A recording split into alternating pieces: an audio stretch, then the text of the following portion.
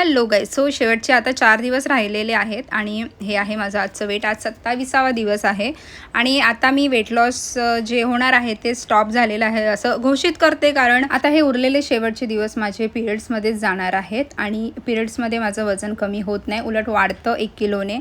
पण ते नॉर्मल असतं, असं सगळ्यांचंच नाही होत. काही जणांचं होतं, काही जणांचं कमीसुद्धा होतं, काही जणांचं स्टेबल राहतं, पण माझं वाढतं. आता जवळजवळ महिना होत येईल मी राईस खाल्ला नव्हता, तर त्यामुळे आज मला राईस खावासा वाटत होता भरपूर. आणि आज बुधवार असल्याकारणाने घरात मस्त कोळंबीसुद्धा होती, तर मम्मीला म्हटलं आज मस्त कोळंबी भात बनव, मला मम्मीच्या हातचा खूप आवडतो. तर हा मम्मीने आज टिफिनसाठीच बनवला आणि मग मी तोच आज खाणार आहे माझ्या लंचमध्ये. तर हा आहे माझा लंच.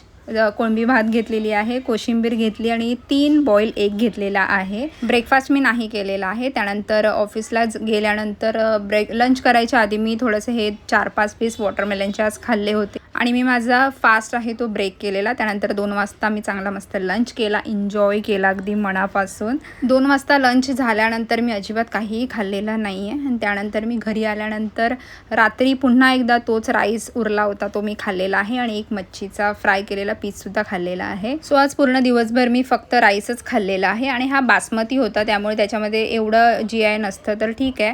आणि आजचा मी दिवस आता संपवते इथे. व्हिडिओ उद्याच्या व्हिडिओमध्ये, तोपर्यंत बाय.